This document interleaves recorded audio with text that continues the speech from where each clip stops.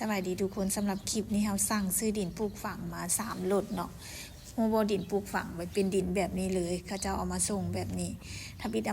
ามาเทลงรถทับอิฐเนาะอันนี้ว่าอุ้ยบ่เอาเพราะว่านี่เขาสั่งดินปลูกฝังเพิ่นว่าดินปลูกฝังบ่เก่านะเขาเจ้าเอิ้นว่าอีหยังเขาเจ้าอยู่จกชั่วคราวเนาะแล้วเพิ่นว่าเพิ่นไปเอาบ่อไม้ให้เนาะตั้งแต่แล้วไปจกเอาดินหน้าแบบดินแข็งๆนะเป็นก้อนนะคือดินอยู่บึงท่าหลวงนะมันเป็นดินแบบดินดำอยู่แต่ว่ามันเป็นก้อนใหญ่ๆซับกระบอกเข้าเลยนะทุกคนก็เลยเอามาวันนี้กับหลานพากันมาช่วยกันยูนะจนอันนั้นก็บ่ได้ส่วนก็บ่ได้เนาะแล้ววันนี้ก็จะเอามารถที่2พอดีก็จะตามก้นกันมานี่บ่ให้ทอกเพราะว่ามันใส่บ่ได้เนาะมันใส่ปลูกบ่ได้นะก็เจ้าก็เลยขอทอกกันนะเพราะว่าแล้วขอหลุดเงินลงนะหลุดเงินลงมันก็บ่อยากได้นะเพราะว่ามันใส่บ่ได้นะทุกคนก็เลยแบบว่าก็จะทอกลงแล้วก็พากันมาส่วนกับหลานนั่นแหละหลานมาช่วยเนาะแฟนหลานเด้แล้วก็มีหลานมาช่วยก็เลยพากันช่วยเอามาถมแล้วแฟนสามีก็เลยว่าเเขาให้เขาเจ้าทอกแล้วเขาเอาดิน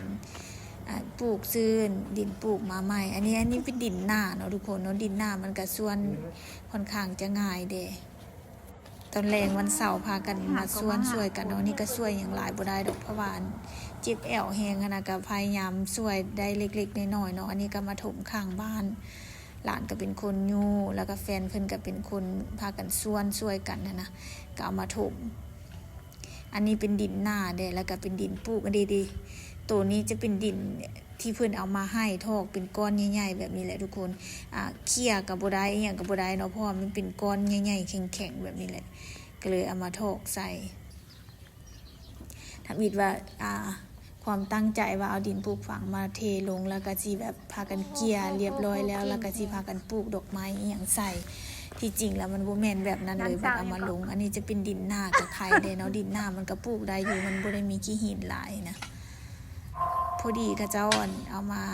มาลง4รถเลยเนาะดินหน้า2รถแล้วก็ดินที่ว่าเป็นดินปลูกแล้วมันเป็นดินดำๆแบบนี้นะดินเป็นก้อนแข็งๆแบบนี้นะ2รถเนาะก็เป็น4รถหลาน2คนก็พากันช่วยกันเอาแท้ว่ากลัวสิแล้วเนาะทุกคนเนาะอันนี้ก็มาเกี่ย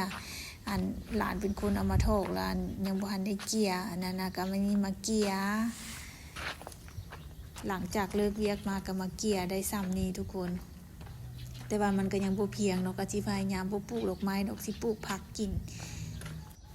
พอดีเบี้ยบักฮุงมีหลายก็สิเอาเบี้ยบักฮุงมาลงนำเนาะแล้วก็สิ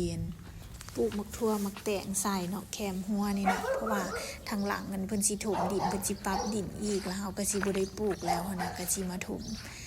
ก็สิมาปลูกทางหน้าไว้กินเนาะทุกคนเนาะสำหรับคลิปนี้ก็มีเท่านี้เนาะก็ขอบใจหลานทั้ง2คนเนาะที่มาช่วยแล้วก็ด้วยความตั้งใจให้นะมันก็เป็นเวียกหนักอะไรแต่ว่าหาเอารถเข้ามาบ่ได้นะมันก็จำเป็นต้องได้แบบใส่ให้นี่แหละเนาะเวลาเฮาเฮ็ดหยังมันก็บ่ได้ดังใจดอกแต่ก็ต้องทำใจเนาะเวลามันเฮ็ดอันนี้บ่ได้เฮาก็ต้องได้พยายามปรับเปลี่ยนหน่อยนึงมาหาวิธีอื่นเนี่ยนะอันนี้ก็เลยแบบว่าจนค่ำจนมืดแต่ว่าเวลาเฮ็ดกลางคืนมันก็สิเฮ็ดให้อากาศบ่ร้อนปานใดเนาะก็สิเฮ็ดเวียกได้ขายได้ปกติแล้วเฮาก็สิสั่งแต่3รถเนี่ยอันนี้มันผิดพลาดก็เลยมี4รถหลานทั้ง2ก็เลยแบบว่าเฮ็ดเวียกหนักเลยเนาะแต่ก็สำเร็จลงด้วยดีเนาะอันนี้ก็เลยแบบว่าเป็นบทเรียนทุกอย่างเลยมันจะมีอุปสรรคแล้วก็บ่ได้ตรงปกจักเทื่อเนาะมันต้องมีปัญหาตลอด